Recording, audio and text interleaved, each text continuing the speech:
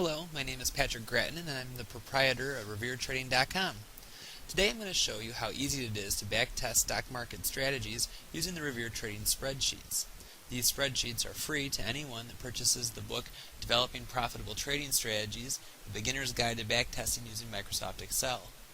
This book is available at Amazon.com. In particular, today I'm thinking about the Technical Indicator Relative Strength Index, or RSI. If you aren't familiar with it, just Google RSI to get more information. But basically, it is a momentum oscillator that measures the speed of price movements. Let's try backtesting it today to see if it is a worthwhile indicator. The main page here that you see is the splash page. You can also go to the Setup tab where we can fill in the particulars of our strategy. For period, we're going to select daily. I want to do a signal every day. The number of periods to simulate, we can backtest, say, 1,000. Put any number in, but 1,000 is good, I think.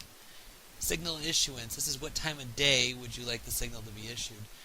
I prefer after the market closes. That way I have all evening to place my trade. If you select at market open, then you need to place the trade as soon as the market's open, which is not always convenient. For the symbol, I'm going to choose SPY. That's fine. That is a index ETF that tracks the S&P 500. And then, of course, we'll make sure that we have download historical data checked here. We're going to get the latest and greatest information, or price history, I should say. Next, we have criterion A, B, C, and D. These are the rules for how the strategy will be governed. Before we set criterion A, we need to first set the indicator that we're going to use. So let's go over to the input data and see that now. In the input data tab here, we've got the green fields here, which is going to be populated with our price history. And then in the yellow tab, or the yellow boxes here, we've got some pre-calculated indicators. And you can see that column 51 here has the RSI 14-day. And of course, we don't have any prices downloaded yet, so they all are just defaulting to 100. But you can see there's a formula in here, and if you want to know more information about the formula, you can always Google RSI to look it up. The RSI oscillator oscillates between 0 and 100. And typically, it's thought that if it drops below 30, say, you should buy the security.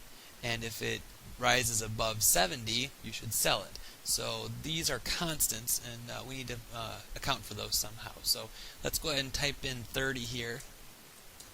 And we're going to copy that all the way down. We'll type in 70 here. So this purple, this user-defined area.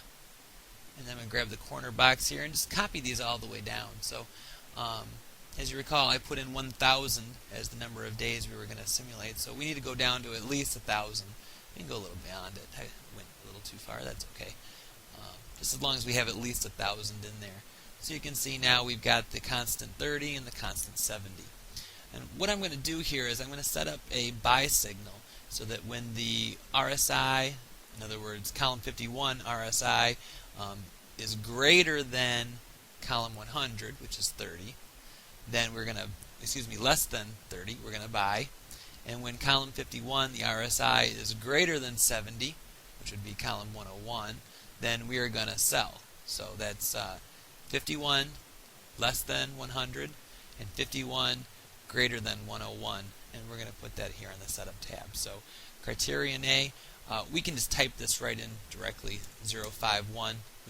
We could pull it from the drop-down box, but it's easier just to type them in directly.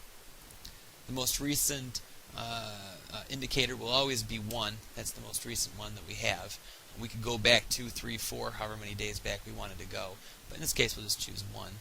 And again, we're going to check to see if it's less than 30. So this is going to be the less than sign. And then 100 was where we had stored the constant 30. Okay, so that's our first criterion then. We're going to set this to, it's going to check to see if this is true. And if it's true, we're going to want to buy. The next one is criterion B, so let's put an X in here so that we can get a second criterion. Again, we're going to put 51 in here. So the RSI, if it's greater than 101, then we're going to end up selling. Okay, these are the two criterion.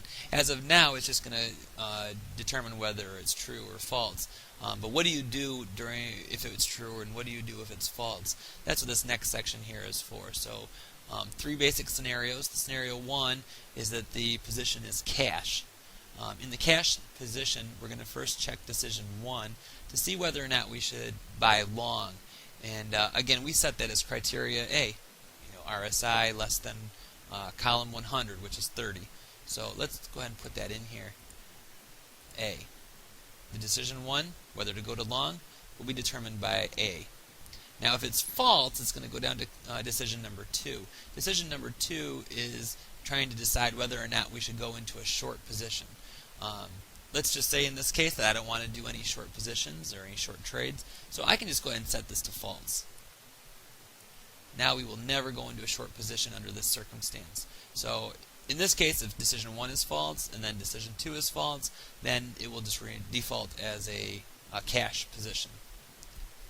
Scenario 2 is that we are long, and that would occur with decision 1 becoming long on the previous day. So we're long now. Decision 3 would be checking whether we're going to switch to a short position. Again, I don't want to do short position, so I'm going to go ahead and click false here for this one. And then decision 4, should we go from a long position to a cash position? How do we decide whether that should occur or not? Well, again, that's criterion B. We set that up. If it's greater than the constant 70, then we should go to a cash position. So we can go ahead and put that in here, criterion B. And then finally we got scenario 3 if our starting position is short. But as we mentioned, we've got false here for decision 2, and we've got false here for decision 3. That means that there is no possibility that we could ever be in a short position because they're both set to false. So since that is the case, we don't have to fill anything out here because this is just never going to occur. So that's it. We've set our two rules up here, criterion A and B, and we've assigned them to the various decisions that we want. All that's left to do is to simulate. So we'll go ahead and click Simulate above Assignments here, and the macro should run. Here we go, and you can see the red is the buy and hold, how you would have done. You can see buy and hold's done very well lately.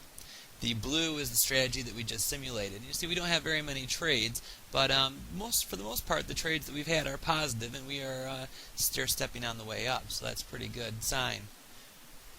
We can go to a compounded return, and it looks slightly better. This is a more realistic reading of what it would look like. Results output here. So you can see our revered trading score here is a 17.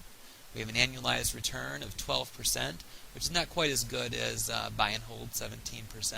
But the main benefit here is look at the 86% sample good trades. We've got a lot of good trades here, a lot more than we have poor trades. So that's very good. Another important point on this kind of a strategy is that we're only invested about 42% of the time. That means that we're only exposed to 40% of the risk compared to buy and hold, which you're exposed to all of the market gyrations. So this is not bad. We got a profit factor of 9.65, which is excellent. It looks like a pretty decent strategy. I'd want to trade a little more often, I think, than what it does. But this is not bad. So we can click Save Plan here, and it'll save it over here. The nice thing about this software here, though, is that we can make little modifications and just see what they do very quickly. So let's go back to input data and look at these constants. So like we said, we're not getting very many trades here. One thing we could do to try to get more trades is to be a little more liberal here with the thresholds. So for example, instead of 30, I could go to 40. And instead of 70, I could drop it to 60. What this is going to do is it's going to switch to a long position much more often, and it's going to switch back to cash much more often because it's a lot easier to hit these thresholds. There we go, 40 and 60. So all we did was change the thresholds. All of our information on the setup is going to be the setup tab is going to be the same. There's no need to change anything. So we can just click Simulate Above Assignment now and see what comes out. And so the previous one was changed to green because we saved that one. Our latest and greatest one is in blue. You can see that we've got a lot more steps in here. We've had a lot more trades and slightly higher on the total return. and this is the compounded return. You see, we're approaching the buy and hold level, so that's very good. We can see what we got here. Okay, you can see overall the rating here is 19. That is better than our previous rating of 17, and primarily that's because of our annualized return. We've gone from a 12% return to now close to 15% return. Like we mentioned, it's getting close to the buy and hold annualized return. The sample good percentage of good trades is very good, 89%. Nearly 90% of all our trades are positive. That's very good. Again, we keep it at 45% of the time we're invested, and we still have a very high profit factor of 9.0. So we can save that plan result. So you can see as you proceed here, you can make small modifications.